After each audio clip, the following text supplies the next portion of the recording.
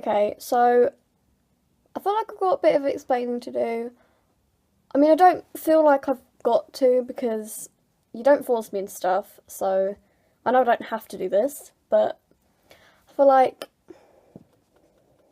I don't know, I feel like you're the only person that I can actually talk to about things, and I feel like the fact that you don't know everything about this is bad. Like, you should know because then you can help me more when I'm struggling, and it just feels wrong that you don't know. It feels weird when you go like, oh yeah, like you're trying to help out, but you've no idea what I'm talking about because I never told you when it was happening, and I'm making it sound like I don't want to say it. I don't want to say. Push up. Okay, so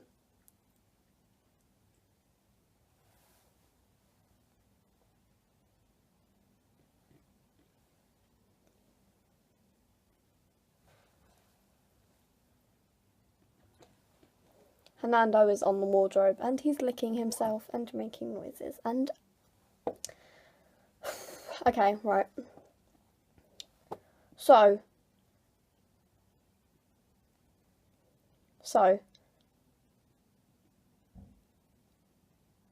earlier this year, I was off school for a very long time, and I ended up moving because I was off for so long. Right, okay. I'm just gonna go to the start because I'm pretty sure there's stuff from other times that you don't know about. Um, when I was 7, things started happening. Like, things started going wrong. Like, okay, so, fuck. Why am I finding this so hard? It's so easy to text someone about it or talk to a therapist about it, but, right. Okay, when I was 7, Mum and Dad and my sister started having arguments all the time. I mean, I don't remember it that much because, you know, when bad things happen, you kind of try and block it out. But they were arguing, like, all the time. Like, I'm pretty sure it was, like, most days a week. I don't remember it that well. I just remember it always seemed to happen in our bedroom, and me and Demi shared a bedroom, so I'd be on the bottom bunk while Mum and Dad were standing in our room screaming, and Demi was on the top bunk screaming, and everything was happening, and it was all very loud and scary, and I don't like shouting. It goes right through my head, and it just, you know, sometimes when you hear a loud noise, it just hurts, and I mean, since they did argue a lot, since then I haven't been able to do a shouting very well. Like, in maths, my teacher, she shouts quite a lot because, I don't know, I mean, she's not strict, but there are a few people that don't really pay attention. And every time she shouts, it just starts to go round and round in my head and it starts to hurt. And then, when she keeps shouting, I usually have to, go outside for a minute because I feel like I'm gonna have a panic attack. So yeah, they were arguing a lot, and it didn't,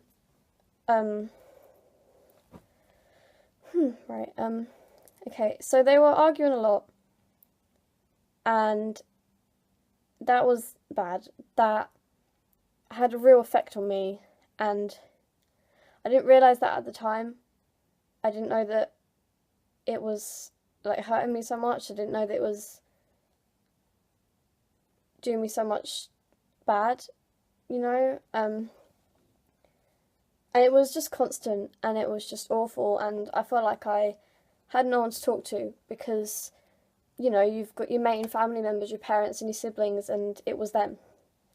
So I didn't feel like I had anyone to talk to, and obviously being 7 and upwards, you can't talk to your friends because they're only little too and they don't understand if it's not happening to them.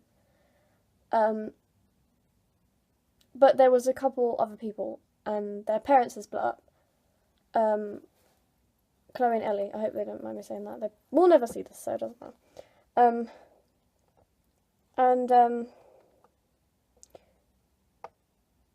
Yeah, but there were a couple other people in my class whose parents split up when we were in year 5. And that was when my parents split up too. I was 10, I think. A bit awkward if I don't remember. Yeah, so their parents split up too, and our year 5 teacher, a lot of people didn't like her, but I came to kind of love her, like, in a kind of a mother way, because she let us stay in at break and talk to her about it, and she really, like, helped us when none of our friends really seemed to care that we were going through a bad time. And I remember the day that Mum and Dad told us that they were going to split up. Me and my sister were in our bedroom. I can't remember what we were doing, I have no idea. And then Mum was like, "Oh, girls, come downstairs." So I went down, and Mum's sitting on the big chair. You won't know this because you never went to my house. Dad was sitting on the sofa next to her. And I remember walking in, and Dad was crying.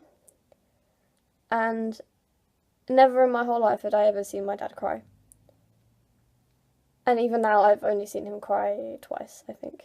So that was really weird. And me and my sister sat down on the chair where my mum was sitting. I think I was next to her on the chair, and my sister was sitting on the arm of the chair. And my mum just said, "Me and your dad are splitting up." And my dad started, like, loud crying, and I wasn't sad. I think I just knew it was going to happen. And at the time, I was like, okay. You know, I knew it. Like, my sister, I think we were all quiet and no one really said anything. And then my mum went, like, "Well, are you going to say anything?" And my sister said, "Well, we knew it was going to happen." And then my mum was like, "Or April, do you have anything to say?" And I was like, "Same as Demi, really."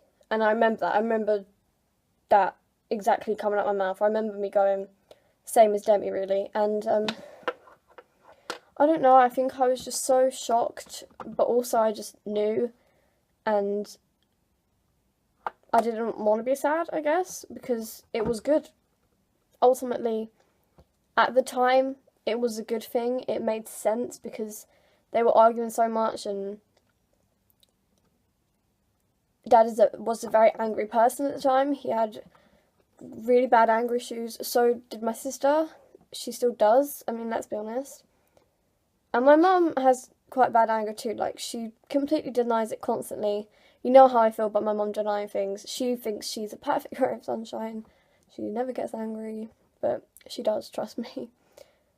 And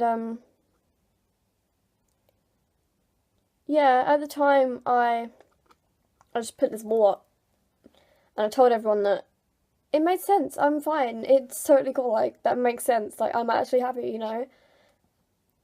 And I didn't notice that literally that is when everything got fucked up. And I mean, it was just ruined my life, and I didn't know. And I think it's only been like 6 months that I've known that it fucked everything up, because through everything that's gone on that I'm about to talk about, I never thought that was because Mum and Dad split up. That was because they argued so much. I always thought, well, it's all me, it's all in my head. And I've recently realised, like, it was because they split up, and I feel like it just hit me slowly. Because my sister, well, when Mum and Dad split up, Dad went to Nan's. Me and Demi were at Mum's still at the house.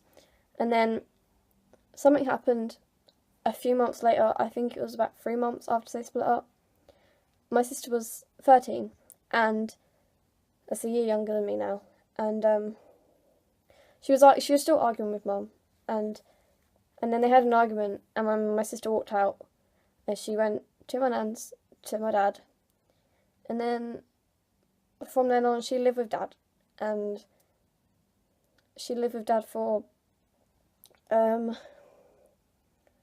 want to say about 4 years, 4.5. So that was kind of like, I lost my sister for a long time, because yes, she was at my dad's, and yeah, I visited my dad's, but she was never there. So that was one person gone out of my life that I could talk to, and I didn't feel like I could talk to my mum about it, because she's this incredibly in denial person about everything. She doesn't think that she does anything wrong. She doesn't think that she can ever do anyone any harm, so she thought that by splitting up with dad she was doing me a favour, which I think she half was and half wasn't, because half they were screaming all the time and I was scared that dad was going to hurt Demi, basically. And I think mum was too, and that's why they split up. So Demi was gone, dad was gone too. I visited him, so I didn't visit him that much while they were still at Nan's, because I think my mum got a restraining order, so he wasn't allowed in our road, and if I ever went to his, he had to pick me up from the end of the road. I remember that was confusing for me, because I thought, but he's my dad, like, he bought this house, why can't he come and park outside? Like, I don't get it. And a few things happened from there that I don't remember very well. I think there was something to do with my dad came round once. I think this was when there wasn't a restraining order anymore, to get something for me or to pick me up, I don't know. And when we left, or when he took me home, I think he was taking me home and then he was leaving. I think he tried to shut the front door behind him, but my mum was trying to shut the door too, or she was trying to get out the door, I don't know, and he ended up shutting her arm in the door or something. And I remember looking at that, because I was right by the door when it happened. I remember thinking, that didn't hurt, that can't have hurt.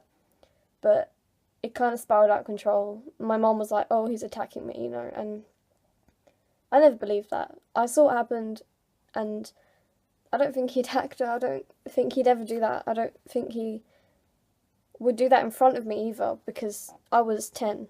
So why would he do that?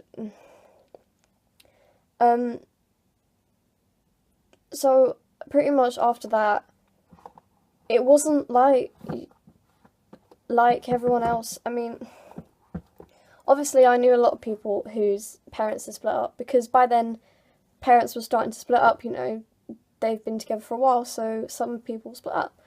And I had a few friends whose parents had split up, and all of their parents were friends after, or they were just civil with each other, and they could easily come and pick, you know, their child up, and nothing would happen. They'd be fine with it, and they could easily text each other to sort things out, call each other. And I thought, I want that. I really want that. But instead, I had parents who were like in between 40 and 50, and they were acting like 5-year-olds, essentially. And I remember I used to say to people, I feel like the oldest one in my family. And I mean, I still do.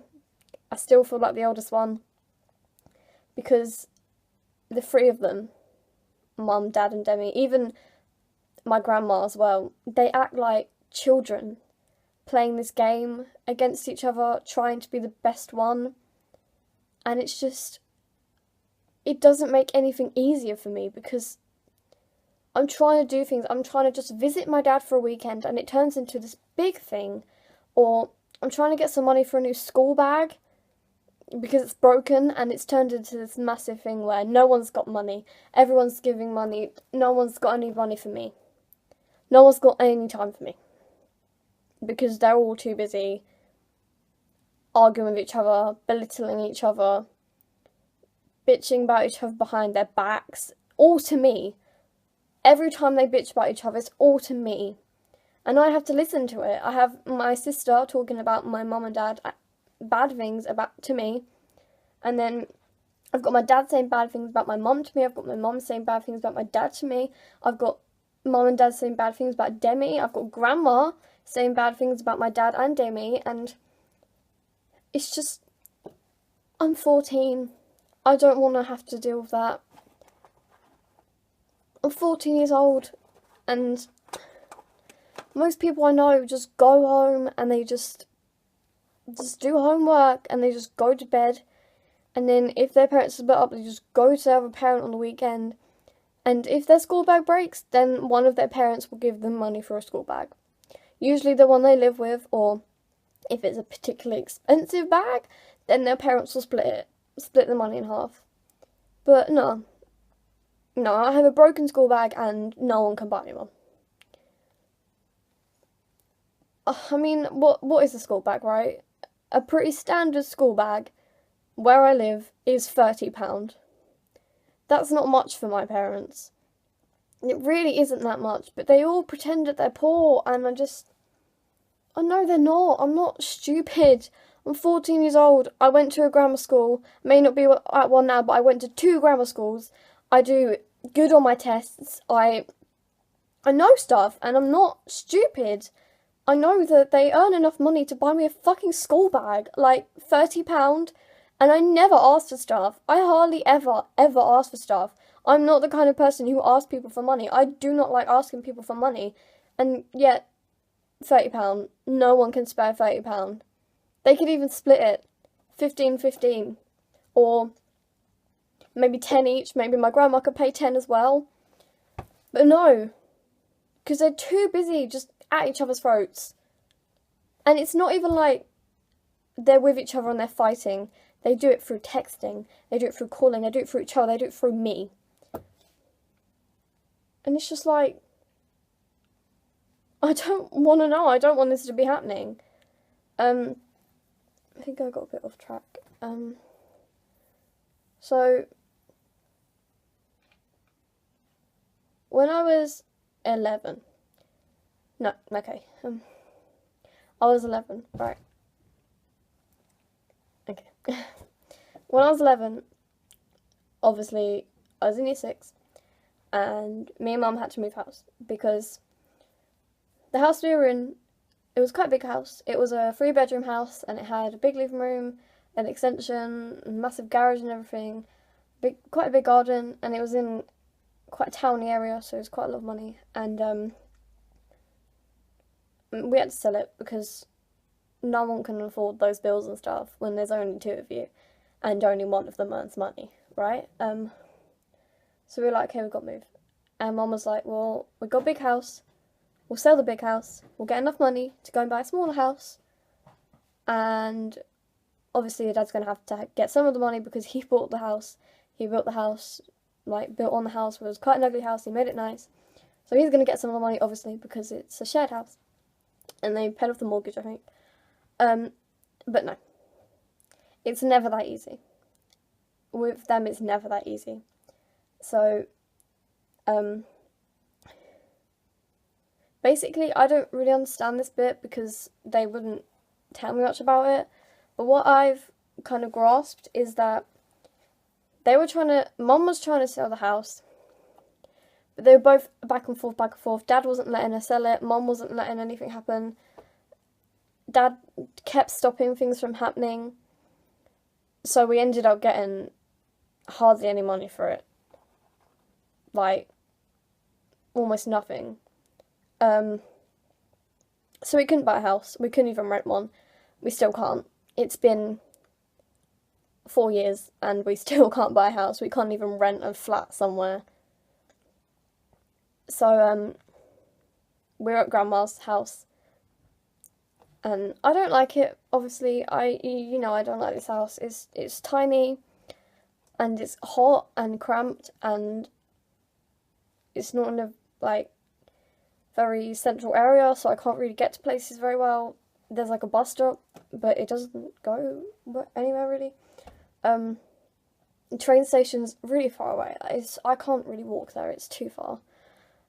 Walking to school, it takes so long, and it's so tiring, and whatever, I'm off track. So we're here, and we can't even pay all the bills. Like, we have to pay like half of them.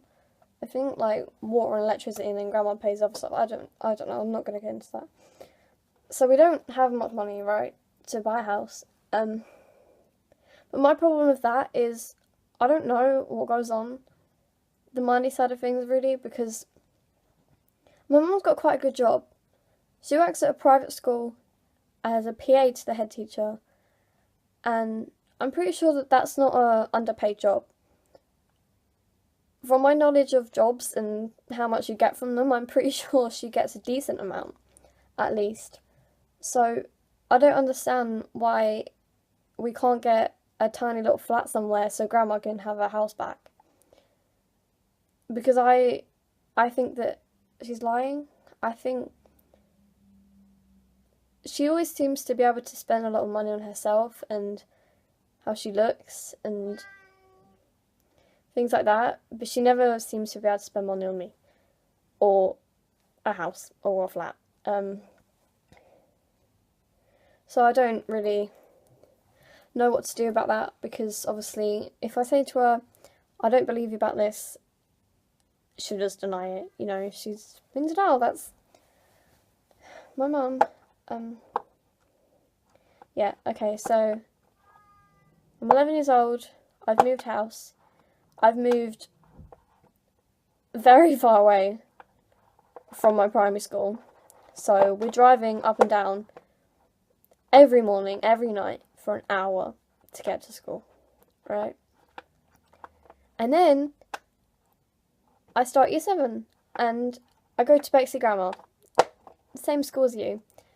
And it's all nice, it's good, you know, it's a long drive, it's a long commute, you know. And then things start to happen, and you know about this stuff, so I'm not going to talk about it. So then I move school, and I mean, ultimately that felt like a really good idea. I felt like, oh, well, you know, I'm going to be nearer to home, I'm going to be able to get a bus, I won't have to rely on Mom driving me up and down and being late a lot because of traffic and snow as well. I missed a lot of school because of snow. So that was positive at first. It was a new environment for me. I was in a totally new place. I was in a new town, new house, new school, new friends. And I didn't see that many people from my old school, which made me kind of sad because they were really good friends. And so yeah, I was somewhere different, and it was kind of hard to find my way around at first. Not the school, because at the amount of schools I've been at, I'm quite good at finding my way around at school by now. But it was just weird to be in a new place where everyone knew where everything was, and I didn't. So that was good for a while. And then people started being horrible. I won't go into detail about that because it feels like a little petty kind of area. And then I think that's when the divorce took its toll on me. I feel like it just took a while to bubble up in my head. It was just kind of bubbling and bubbling, bubbling for a few years, and then year 8. Right, I think it was year 8. I'm pretty sure. It was either the end of year 7, I don't know. It must have been year 8. So year 8, I'm 12 to 13. It's not that long ago, really. It feels like so long ago. Things start happening. I start getting sad a lot, and not knowing why. And I start getting tired, because I'm sad and it makes me tired and I feel lazy, and I'm thinking, why am I so lazy? Why don't I want to go out? Why don't I want to go to school? Because I've always been a keen learner. I've always wanted to learn. I have so many goals and ambitions that not learning is like weird for me. I always want to go to my lessons and learn, right? So I'm wondering why this is happening. I'm wondering why I'm sad. I'm wondering why I'm sitting in my room at 2 a.m. listening to music, crying, and then falling asleep crying in my pillow. And then having to like scrub my pillows to get mascara off them because I'm too lazy and sad to take my makeup off at night. And I've missed a lot of school. I've missed, like, by then I've missed days, like a few days every week, and sometimes even a week. Like, that's bad. And then this is where I start to self-harm, and fuck, that was just bad. I mean, I don't think I can even explain how glad I am that I don't do that anymore, because being so sad that you have to hurt yourself, that's when things need to change, and things should have changed a lot earlier. And I feel like when I was starting to get sad, no one noticed, and no one really seemed to pay attention. And what I always think when these things happen is, what if you were there? If you were at my school at that time, I feel like you would have known straight away. Because I feel like you're the only person who pays attention to me. And the friends I had there, they're good friends. I still like some of them, I still meet some of them. But they didn't pay attention, and things got out of hand. And I started self-harming, and that was where you came in. I don't remember. I'm trying to figure out when this happened, but I can't really remember. But I was doing it a lot, and it started to become this thing where I would just do it because it just made everything feel so much better. And I thought it was making everything better, but oh god, it was making everything so much worse. And it was just the worst time, you know.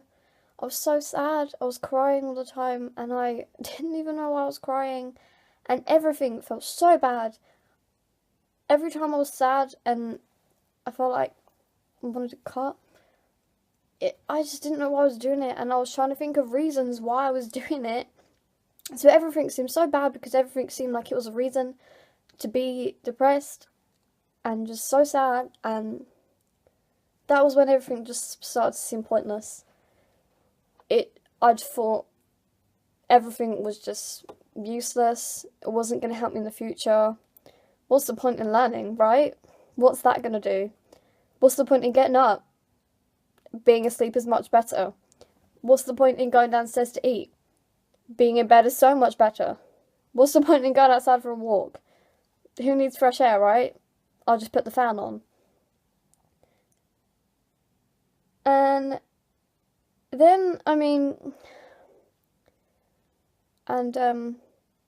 I started getting so sad and so negative that I didn't think being alive was, like,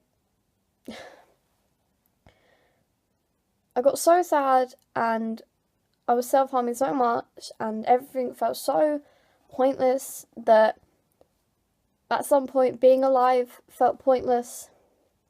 And fucking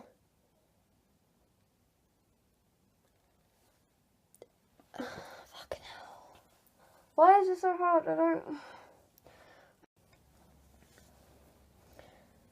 So by then things were really out of hand, and I was constantly thinking about ways to die, and thinking about how when I got home I was going to cut, because I thought that was, the best thing to do, right?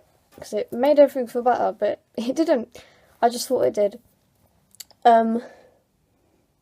So essentially people started to notice at some point, in food tech, you can't wear a jumper, that's unhygienic, take your jumper off. Or in PE, you gotta get a change, April, you can't keep hiding, like, we don't care if we see you in your underwear, everyone has got their bra on right now. So people started to see, and people started to ask, and teachers started to notice while I was trying to hide it, and teachers started telling head of years, and head of years started telling parents. And that's where everything got a bit stupid. This bit makes me so angry that I want to just kill someone, okay? After that, people started to do it too. And this made me so angry because I thought, why are you guys so childish? Why do you guys think that me hurting myself, mutilating my body, is like a trend? And everyone started doing it. Everyone started pretending they were upset. And this isn't me going, oh, attention seekers. This is me going, I could clearly see that they were doing it because they thought that I was doing it. That's cool. I'm going to get attention from this. People are going to talk to me because people are talking to April. People are going to take me out of lessons, so I get to miss lesson. So I'm going to cut myself. So that happened. And like half of my form were doing it. Some people were doing it in lesson because, lol, look at that, showing people. Some people were putting stuff on Snapchat about how sad they were. And it just annoyed me so much because I thought, I'm going through the worst time of my entire life right now. And I'm getting in shit with my parents and teachers, and you're copying me because you want to get out of lesson. Like, this is why I hate girls' schools, because that's what happens. And then, when everyone stopped, and I was still doing it, it became a bit of a joke. And people didn't take me seriously, people thought I was attention seeking. And ever since, like, year 7, people thinking I was attention seeking has been my worst nightmare. It's like a fear, because I don't want people to think I'm faking it, because a lot of bad things happen to me, and they're usually quite serious. So people thinking that I'm doing it to get attention angers me and upsets me and terrifies me, because I want people to notice. I want people to help me. I can't do everything by myself. I don't want people to think that I'm lying, and then I'm stuck alone, coping with the thing that they think I'm lying about. So that kind of ended, and I was still cutting, and a few people knew. There was a few people who were so nice about it, and I kind of talked to them sometimes about it, and I believe that's around the time that me and you started talking again, since I'd moved, because we didn't really talk much in year 7, which is a shame. So then, you were helping, and I remember in year 9, and it was like January or something. This is when I... Okay, nearly run out of storage then. So I'm getting the bus. It's January. I'm 300 days clean. 300. 300. And that is a big thing for me. And if everyone else doesn't really understand, like, they're saying, like, well done. Because I think I told a lot of people, which was weird of me, because I shouldn't have done that, really. And to me, that's like, wow, April, how did you do that? You were so sad, and you were hurting yourself so much, and doing it so often. How on earth did that stop? And to this day, I don't really know. I know that it was a mix of friends helping me, mostly you.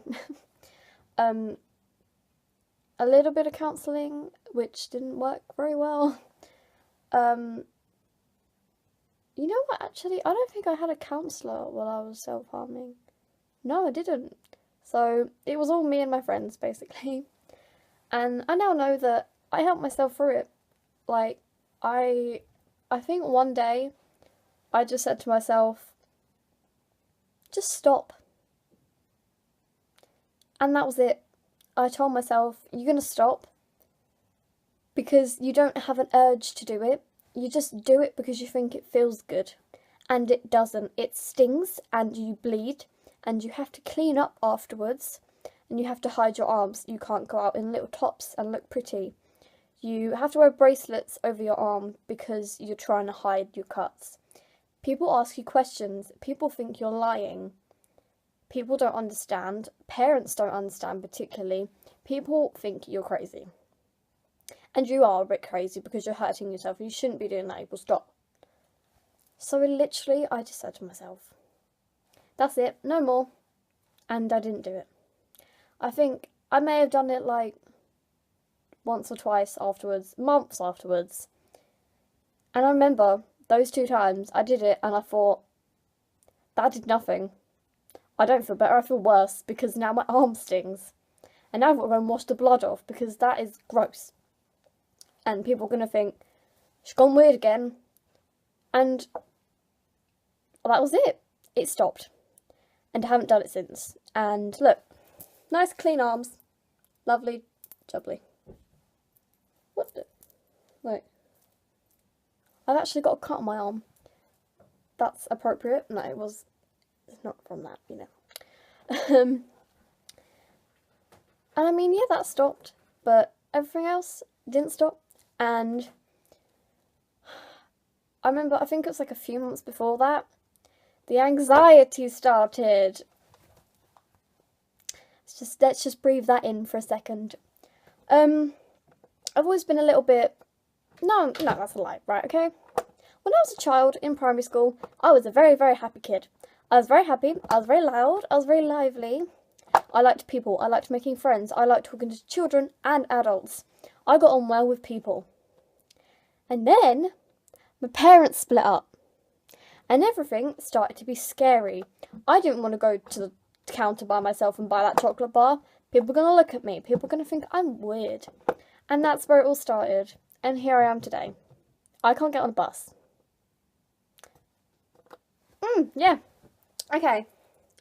So things started getting a bit scary. And there was a lot of things I couldn't do. I started telling people I was busy when they asked me to go out with them. I started just staying in bed all the time.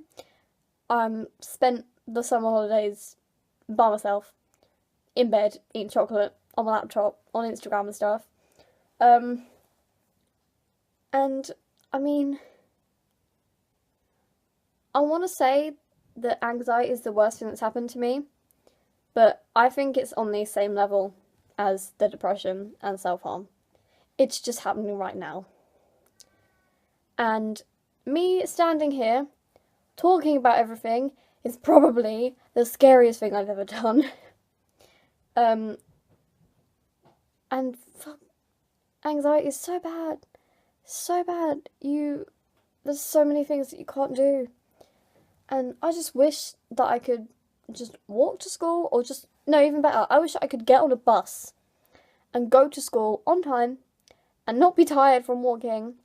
Be able to walk in and, oh, my friend's ill. I'll walk into lesson by myself. I'll sit at break with someone else because my friend isn't in. But no, it doesn't happen like that. I have to ring everyone. I have to make sure someone's in. I have to make sure someone can meet me in advance. It's shit. It's honestly shit. It's time wasting. It ruins things for the future because people think you don't want to be friends with them. People think you're being rude. But no, I'm just terrified to go outside. Which makes no sense to me, because why am I so scared to go outside? I don't know. I mean, I do know the science behind it, but I don't know. So that's happening right now. And it happened for a long time. And in the same year as the January 300 days thing, which is this year, 2015, in, I want to say March, April, we had holidays, right? My birthday was in those holidays, so it was April. Why am I going March, April? It was April, that's when my birthday is. So I had my birthday on the 18th of April, in the Easter holidays. And then I got the flu when we were supposed to go back to school. So I was off for 2 weeks. And then the flu went. And then I was like, I've been off for 4 weeks. That's a long time. I don't want to go back in. That's scary. I can't just walk into my form room. I can't do that. So I didn't. I didn't go in. And I thought, maybe it'll be a few days, right? I mean, what's going to happen, right? And I'm not going to miss much. I've already missed 2 weeks. It's fine. And then somehow, I didn't go to school for 3 months. Yeah. 3 months. Ish. Maybe less, maybe more. But it's not good, is it? It's not. And then my big solution was to move school. Because that's always the fucking solution with me, isn't it? Move school, April. Just go for a massive change again. That makes so much sense. So I moved school in June, July. And I'm currently at the school. This is the uniform. It's okay. I mean, my jumper broke. I mean, it was fine. It's alright. It's a good school. Got friends. Nice friends. But the anxiety hasn't gone away. And I'm just a very anxious person at the moment. But while I wasn't going to school, those 2-3 months that I wasn't going to school, you weren't really in the loop. I wasn't really talking to people. I was by myself, just with my mum all the time. I wasn't going out. I wasn't seeing anyone. I essentially just didn't really have any friends. I mean, obviously I had friends that wanted to be friends with me, but I was pushing them away. And I'm pretty sure, though I blocked out a lot of that whole time, that I was pushing you away. Can you imagine that? That's just stupid. April, what were you doing? What were you doing? Right. I'm just going to explain what was going through my head. This is what goes through someone's head when they have very, very severe anxiety. Right. So the 4 weeks I was off. No, what my fault. Holidays, ill. And then, for some reason, I couldn't walk into my form where I knew everyone and they were friends with me. I couldn't just walk into my form one morning and go, "Hi guys, I'm back." That was too scary for me. I couldn't get on a bus that I'd been getting for a very long time, 2 years. I couldn't get on that bus and I couldn't go to school and walk in to a form room where I knew where it was. There was no, location anxiety. I knew where my form room was. I could have easily texted someone and gone, "Hey, meet me outside, because I'm coming back and I'm a little bit worried." But apparently that wasn't an option. And I think I got too used to being at home. I think I was loving it. I think I was so comfy in my bed and I was getting food and Mum wasn't even there, so I was by myself at home all day. And I was kind of just, reveling in it really. And I didn't realise that till quite recently either. I thought that wasn't part of it. I thought, no, I wasn't being lazy, but I was being lazy, essentially. And you'll get a lot of people who have anxiety going, "I was lazy," and you go, "No, you're not lazy." But I was lazy at that point. Okay? I was so used to just snuggling up every morning, waking up late, going to bed late, watching YouTube videos, watching films, eating chocolate. I was loving it. And I didn't realise that I was. I was so comfortable. And that's a real big problem if you've got anxiety. You don't want to get comfortable because you won't move, essentially. When you've got anxiety, there's a cat under the bed. When you've got anxiety, the best thing to do is get moving. Go out, meet friends, go to the shop, just walk outside for a minute. Walk outside, sit on a bench, get on your phone, walk back up. Just go home. You just gotta get out. You can't get comfortable. You cannot get comfortable. You just cannot. You just don't. Just don't do it. Don't do it. Just don't do it. So I was really comfy, at home all the time. And I was scared, obviously. I didn't want to go back. I didn't want to have to walk into that room and have everyone look at me and think, where the fuck has she been? It's been months, April. Where are you? Where have you been? What have you been doing? Why have you not been answering anyone's texts? And why have you just been posting things on Instagram and not answering anyone's comments? We have questions. I didn't want people to ask me questions. I didn't want people to even notice that I'd walked in, but they would, wouldn't they? because I'd walk in, I'd be right there. People would look at me and ask me questions because they were my friends, obviously. And then the longer I left it, the worse it got. Yeah, that's another thing with anxiety. Don't leave it long. The longer you avoid something, the worse it gets, and then you'll just never do it. And that's what happened with me. I should have gone back to school. I should have tried. I should have seen what it was like. I shouldn't have just gone, I'm moving. I'll start again. Because, yeah, fresh starts are good, but you've got to try out what's happening right now before you decide to make a big change. Because it was very scary moving school. I'd done it before, obviously, so it was a lot easier than it would be for most people. It was scary, and I'd also was moving from a girls' school, a girls' grammar school, to a mixed non-grammar school. I'd never been at a non-grammar school. So I was like, But yeah, I was lazy, I was scared, I was anxious. I was having panic attacks on the daily. And it was just so fucked up. And it was just so sad because I was so anxious and so concerned that I was going to miss out on so much education that I started getting depressed again.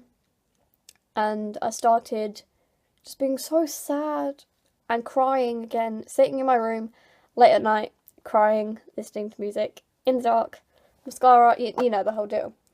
I didn't self-harm though. Thank the Lord. Because I don't know how I would have coped with that. But right now, I think I have a really good hold on the self-harm thing. Like, I've had a couple bad days where I've gone, I have nothing to do. There is no solution to this right now. And then I've gone, remember that self-harm thing that we used to do, April? Should we try that? And then I've gone, no, don't want to do that. What's that going to solve? Nothing. So I'm pretty good on that front right now. And I think I will be forever. I think that is a stage in my life that has passed and I'm never going to go back to. I'm never doing that ever again. Ever. And that's a good thing. That's a positive thing. Always think of the positive things. I've got to keep that in my brain. April, you don't self-harm anymore and you're never going to. That's good. Well done. Congratulations. I don't know how many days clear I am, but it's got to be like, what, 2 years? Maybe a bit less. I think 1 3/4 years or something. That's fucking brilliant. Fucking amazing. I'm proud of myself for that. Well done, April. 1 year and 3/4. That is excellent. That is incredible. And if this video isn't on private and people are watching it and you self-harm, just stop. Because you'll feel so much better if you have lovely, clean arms, lovely, pale, I will admit, arms, and you can just wear 3 bracelets.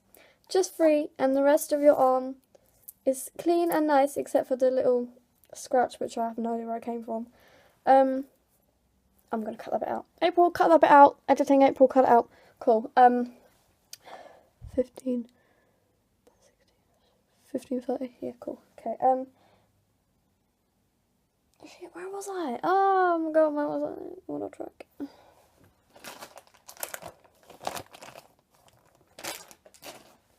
Okay. So that happened. And I moved school, and now I'm at school.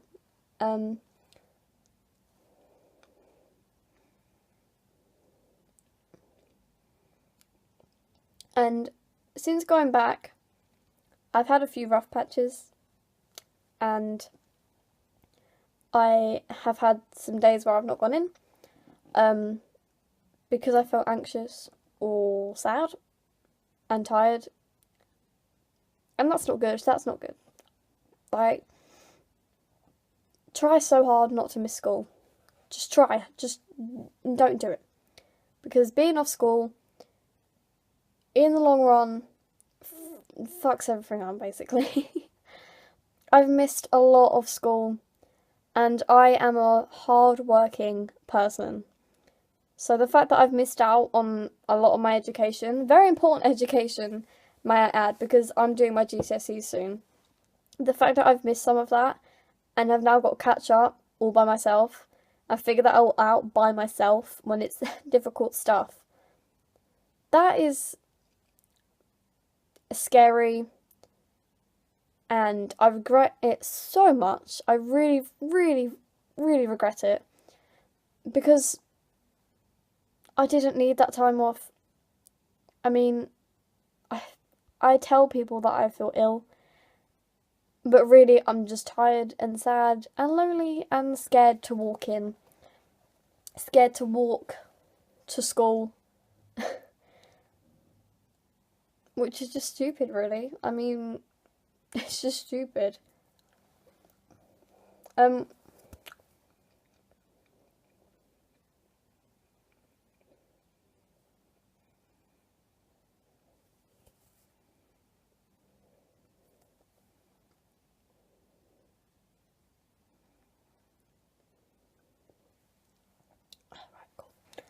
It's very sweet, that stuff. Oh, I don't know what to talk about now. Okay. One of the last things I'm going to talk about is this week. This week and last week. Last week, Tuesday, I wake up and I feel like shite. I feel tired. I feel sad. I feel like going to school doesn't make sense. It doesn't make sense. Why would I want to do that? That's boring. That is tiring. I've got to walk there. So I tell my mum I'm ill, and I convince her pretty good. Which isn't good, don't lie. So I'm off school. The next day, Wednesday, I'm off school. Thursday, I have a photography mock exam, so I go in. Because even though I feel depressed and sad and tired, I'm not missing an exam.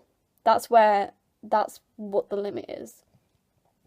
So I have my exam. After school, me and Mitch go on a spontaneous trip into town because he needs to fix his phone. Then we go to parents' evening, which is strangely positive.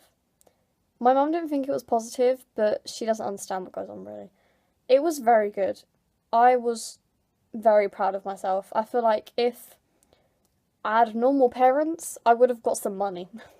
You know, like when people go to parents' evening and they do really well and their parents give them like a fiver or buy them a chocolate bar. I feel like if I had normal parents who actually listened to me, I feel like I would have got some kind of reward for that, because I've never been so proud at a parents' evening meeting before. It was incredible. I was so proud. I've been doing really well for a girl that has a lot of time off school, and I'm so proud of myself. And I'm not scared to say that. That doesn't feel vain. I'm allowed to be proud of myself. Which you already know.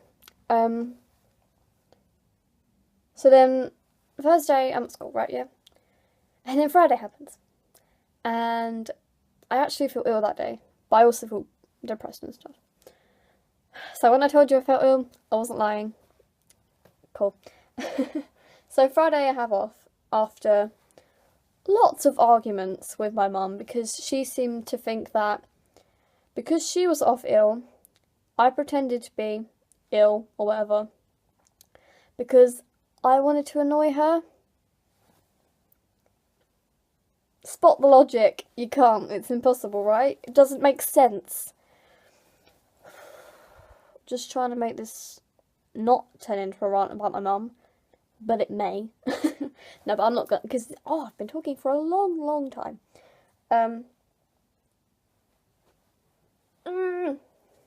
So, Friday I have off. And then I go to my dad's Friday night. And then I see you, don't I? Friday night, I saw you. Sit down's nice. Nice little meet up. Saturday, Sunday, my dad's. Lazy days. And then Monday happened. Ah, Monday. I don't think I'll ever forget that day. Ever. Okay. You know what happened. But I'm just gonna explain because I think in a while we'll forget, right? What actually happened. So I wake up and I go into Mum's room and I say, "Aren't you getting up?" And she goes, "I'm on holiday." Because I've completely forgotten. She's on half term now because she works at a private school. They get more holidays. Cool. So I get ready. Everything's fine. I'm not worried. I get ready for school. Get my uniform on. Brush my teeth. Probably don't eat breakfast because I never eat breakfast. And then I get downstairs. And then suddenly everything seems to be very scary. And I just say to myself, can't do it. Can't go to school. Not today. We'll have another day off. We've had a lot of days off, but why not have another one off? And then I realise Mum's home. Mum's not leaving for the whole day. And that's where I started to panic. And that's when I started having a panic attack. And that's when I texted you. And thank you so much for deciding, or your body deciding that day that you were ill. Because I think if you were at school that day, I think I have no idea how I would have coped. I think everything would have gone a lot worse than it did, even though it was already quite bad. Okay, so I'm in the kitchen, panicking, talking to you, and then you're like, you gotta go out, right? You gotta go outside. Something along that lines. So then I'm like, okay. I go outside, and my brain, no, my body, immediately takes me the opposite direction of school. Completely unaware that was the opposite direction. I just went in that direction. And then I realised, April, you're not walking to school, you're walking away from school. And then I just started to wander, really. Because my brain and my body has by then decided that I'm not going to school that day. So I'm wandering around a little village in the absolute freezing English autumn weather. It's starting to rain. It's so cold. I'm wearing this. I'm just wearing my jumper. Not just my jumper, my shirt and my skirt too, you know. And I'm freezing. And the only person I'm talking to is you. Which was amazing and so incredibly helpful, but I should have been talking to an adult too. Because I was truanting, essentially. So I'm walking around, and then I stop in this little, tiny, secluded little area in between the woods and the motorway, and no one can see me. And I'm just texting you, just standing there because I don't want to sit down, just in case someone walks around the corner and sees me. Can't even sit on the floor, that's how bad my anxiety is. Okay. So I'm texting you, and this, at the time, it felt like days. I felt like I was standing there for days, and before I'd ended up standing there, I'd been walking around the lake. I'd been almost chased by some swans, which was absolutely brilliant.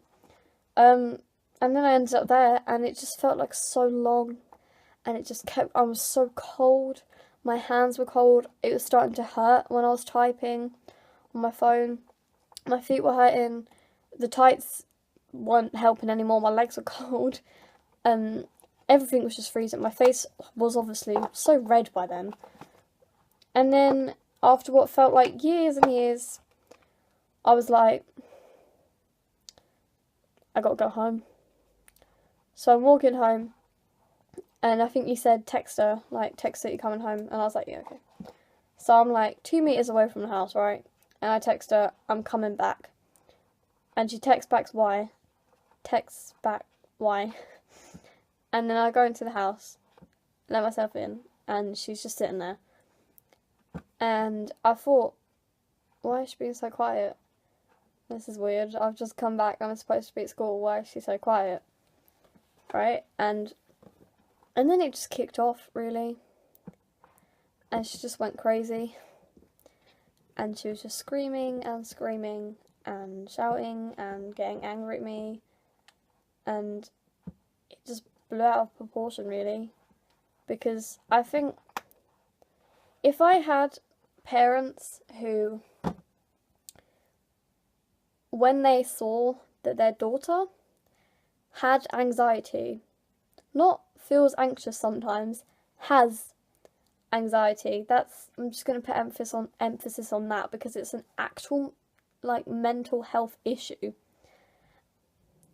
Surely, if your daughter has that, you're going to look it up on the internet, see what you can do to help, and obviously you're going to think, okay, this morning she's had a panic attack. Maybe I should drive her to school. I'll only be like half an hour late for work. They'll deal with it. But for some reason, that's not what goes through my mum's head. I don't think she's ever typed in the word anxiety in Google. I don't think she's ever bothered looking it up, really. And she just hasn't got a clue. She doesn't understand what on earth it is. And she doesn't understand that there's little tiny things that she can do to help. Like driving me to school when I feel like shit. And when she can clearly see that I'm trying to not go in. And maybe ordering for me at a restaurant, because most of the time I say I'm not hungry, when really I'm just too scared to tell the waiter what I want. And I feel like I have to walk everywhere, you know? And that scares me. Because I love walking. It's so good. I love the fresh air. I love exploring places. But if I've got to walk somewhere to an actual place and meet someone or go somewhere, it's the getting there that terrifies me. If I show up in a car, then I can just walk up the steps, knock on the door, go in. Done. Walking doesn't help. Walking gives me 10 to 30 minutes of thinking time. Thinking time isn't good. If you've got anxiety, thinking isn't good. Because if you're walking along, thinking about what you're about to do, say you're going to a friend's house, you just think and think and think, and you go over it a million times, and then it starts to seem like a bad idea. And then you're going, what excuse can I make up? Should I walk home right now? I should probably just go home. You know, I mean, yeah. Sometimes you fight through, sometimes you keep walking. And then you get near to the house. And then you start to panic, and you start to freak out, and you can't breathe, and you're crying, and you need to sit down, and you need some water, and you can't breathe, you just can't breathe, and why can't you breathe? You've got something wrong with you. And you just don't go. You don't go, you walk home. Even if it's a very long walk, you walk home, and you tell them that you're busy, or you've got to visit someone in hospital, or you are grounded. And then you start to lose friends, and everything just goes tits up, basically. You lose all your friends, everyone thinks you're being rude, everyone thinks you don't want to come around their house because you don't like them. And that's how it works. And I feel like I've got a bit better. I mean, a lot better, I'll say, because I go to school. And obviously, through this whole thing, there's been counsellors and stuff. So, the first thing I had was CAMS. CAMS stands for Children's Adolescent Mental Health Service. Got it. It's NHS, and it's kind of like counselling, but NHS, you know. So I went to that for a while, right? When we originally were referred by my doctor, shout out to Dr. Bhatia, who was my doctor for a very long time and was the only person that was in my life that I talked to about self-harm. but she's gone now. She moved, so so Dr. Barty referred us to CAMS. This was when I was self-harming. This is what, like, year 8, start of year 8. And then I think it was like fucking 8 months later or something. Something ridiculously long after the referral. We finally got an appointment. And it was like a assessment appointment where you go in, you sit down, and this is a lady with a clipboard and all sorts of questions, and she's asking you things, but your mum's in the room, so it's hard to answer the questions because...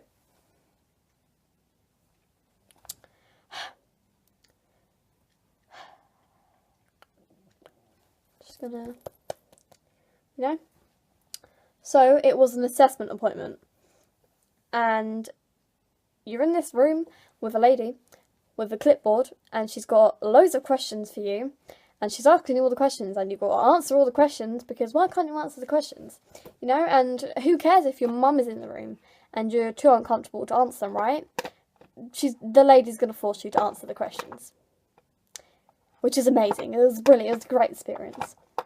So I answered the questions, and it was so horrible. It was so awful. It was the worst meeting ever. And I answered a lot of questions that I didn't feel quite comfortable answering. And overall, I had quite a bad experience with CAMS. Because after that, I started having regular appointments with a different lady in a different place. And we ended up having our appointments in Tunbridge Wells. If you look that up, that's a very long way away from where I live. And we had to drive there like every 2 weeks during school time. I missed a lot of school, which is not good for me. It makes me scared. So, CAMS. I had like a counsellor lady. I can't remember what she called herself. And for some reason we ended up with her, even though she was like a family therapy counsellor. So she kept getting my mum to be in the meetings. I didn't like that. I didn't want my mum in there. I didn't want her knowing. Because my mum didn't understand. She's essentially the grandparent of this whole situation. She doesn't even want to know what's going on because she's set in her ways from when she was younger, so she doesn't want to know what's going on with me, even though this stuff is ruining my life, and I pretty much nearly died when I was depressed. Let's be honest. Chill out. So the lady, she was quite good. She was okay. But it wasn't amazing. It didn't help very much, to be honest. And it went on for a long time. And I was bored of it, really. And I remember it got to the summer holidays of year 8, I think. And then she said, I think you're getting a bit better. And I said, just jumping on the chance, I said, I feel so much better. I don't think I need this anymore. So it stopped. Yay. So there was no more CAMS. That stopped. During the last few appointments of being at CAMS, I got a school counsellor called... Oh my god, what was her name? Do you remember her name? Oh my god, fake fan. Bad. What the hell?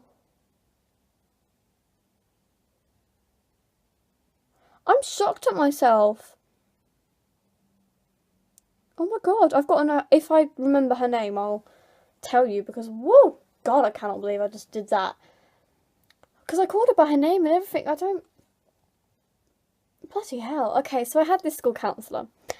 And Liz, it was Liz. Loud Liz. Okay. So I had this counsellor, and I saw her every week on a Thursday during one of my lessons, and she wasn't amazing. I feel really bad saying this, because she was a very lovely person. She was just a bit loud and a bit chavvy. I don't want to be horrible, but She's a nice lady, but she was a little bit loud and she kept shouting things and I was like, ugh. And it was all a bit... And she talked a lot. She talked a lot. There was not a lot of me talking and explaining things. It was just her going, you've got to believe in yourself. Believe in yourself. It was all about believing in myself. But, bruh, that's not going to help me. That is not going to help me. And then at some point, the counselling stopped. I think it stopped for a while and then it came back again because I started getting bad again. And then it stopped. And then, this is where Nikki comes in. The ray of sunshine in this whole situation. Nikki is my therapist. And yeah, we have to pay for her, but it's totally worth it. Because I have never spoken to someone who's actually helped me. I went to her for a long time. I haven't seen her in a while because it was the summer holidays and everything got a bit mixed up.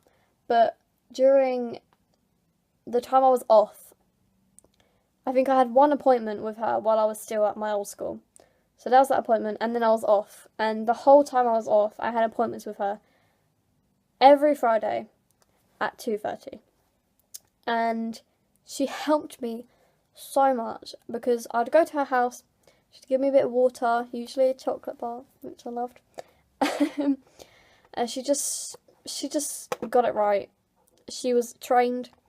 She had sheets and diagrams, and she had the science behind it all, and pencils and colouring, and it was just bloody brilliant.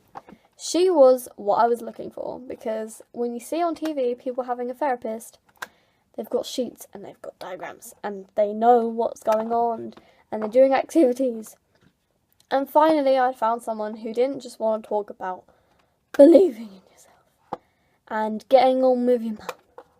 Because that was not the issue. Okay? So, I had Nikki. I still have Nikki, I just haven't seen her in a while. And bloody hell, she has helped me so much. She has done so much for me. And I am so grateful for that.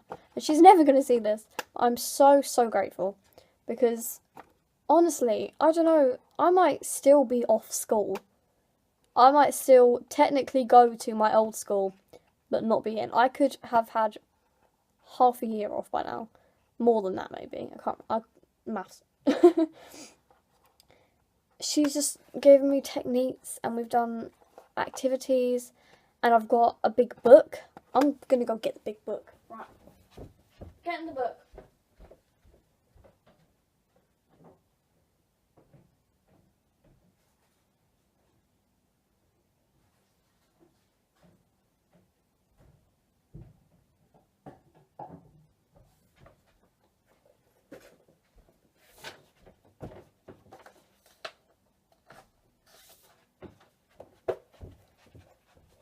Here we go. Okay.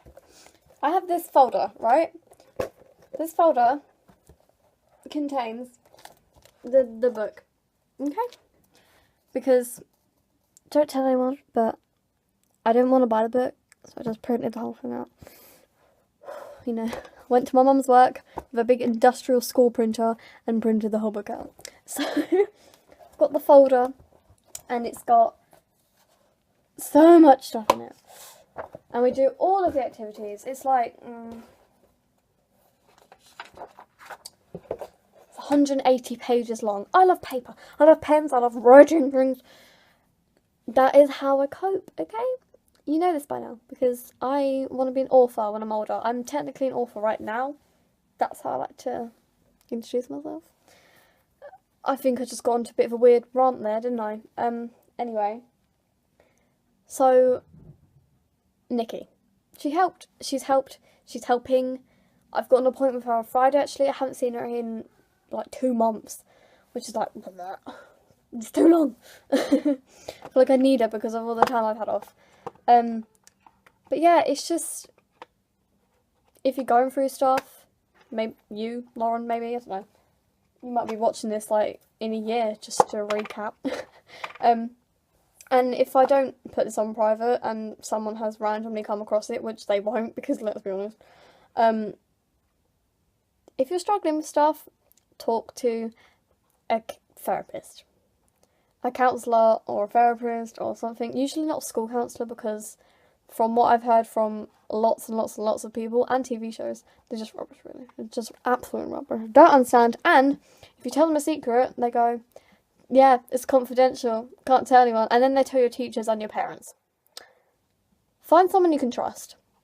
Because CAMS, because they're through the NHS, they can tell your parents stuff. They tell you it's confidential, but it's not. Don't be fooled. They can tell your parents. My cats are fighting on the floor. Stop. Right now. Stop it, Hernando. No, that's mean. Stop it.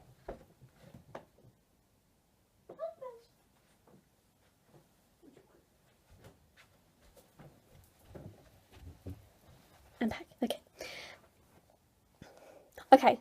NHS, they'll tell your parents. School counsellors, they'll tell your parents and your teachers. Double whammy. Therapists that you pay for with money, they're not allowed to tell anyone anything you tell them. Which is amazing, because you always got to have someone that you can talk to and they won't tell anyone, because it's like your private time. That sounded all real fucking weird.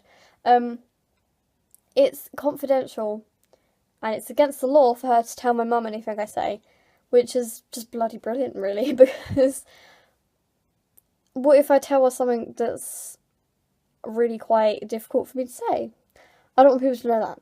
Whereas I've told things to school counsellors and CAMS, and they've gone and told people, and it's really upset me. Holy shitting balls. I've been talking for a long, long time. Okay, I'm just going to stop now. Before I finish this, one, I may have forgotten some stuff. So if I have, then I'll write it somewhere. I don't know, description maybe. Should I even put this on YouTube? I don't know, that's like a big deal. But I think I'm going to, because I want to look back on it in a couple years and be like, look how far you've come. Look at this whole journey that you've just explained in like 2 hours. Oh, have I got to edit this now? I think I might just not edit it. Cheeky. Anything else? Before I stop talking, I just want to say thank you so much for everything. Because, honestly, Lauren, you have, I don't know, I think you've saved my life in a way. Like, I know that I helped myself through a lot of, like, the stuff that I've talked about in this, but without having you, and various other people, but mostly you, because you're my best friend out of everyone, having you has helped so much, even if it was just to talk about something really stupid like potatoes. I don't know why potatoes came into my head then, but they did. Even if it was something so stupid that we were talking about and didn't even make sense and we'll probably forget about when we're older, that is what got me through. Just having someone to talk to and having someone to just have normal conversations with who, one, didn't find me annoying, I hope, two, actually understood what I was saying, because some people just have the worst sense of humour. And three, has like the same interests as me and shit. You're just the best. Thank you so much. And I love you so much, because you've done so much for me. You don't even understand. Like, you're the only person in this entire planet that actually gives a shit about me. And that's amazing, because I feel like no one cares about me at all. Everyone just cares about themselves. And then there's me and you, just caring about each other, being good friends, and that is great. And I'm glad that you exist. So thank you very much for being alive, and say thanks to Mum for giving birth to you. That was a very good thing on her part. I'm glad she did that. So thank you, Lauren's mum. Shut up! Stop it! Bloody hell. He's on top of her biting her. Kinky. So yeah. Thank you. I don't know where I would be right now if I didn't have you. And other people, obviously. I'm not just going to give you all the credit, bitch. Other people help too. But you've done a lot for me. And I'm glad. And I'm glad that we're friends. And I'm glad that we didn't stop talking when I moved and everything. Thank you. And it feels really good that I got to say all this. Because I finally said it, and now you finally know. And I feel like this fucking gigantic weight has been lifted off my chest. And I'm like free. And I've lost like loads of weight. I look hot now. Hot and skinny. But that was, it feels so good now. It feels so good. I feel so free of everything. And I know that everything is so fucked up. And the divorce fucked me up so much and has ruined my life. And so has my shitey family who don't give a shit about me. But I still have you and my other friends and a few other people in my family. Not really, I don't really like my family, lol. But it just feels good. And I'll see you next time I see you. I'm probably going to text you right now. And then edit this because it's extremely long. It's like an hour and 20 minutes long. should I just stop alone though? Are you gonna like care about that? I don't really know. But yeah, I'll see you next time I see you, and this has been great. I'm glad that we had this one-sided chat. Cool. Text me about this when you see it because... And well done for sitting through it. It's probably very long. Yeah. Bye? Yeah.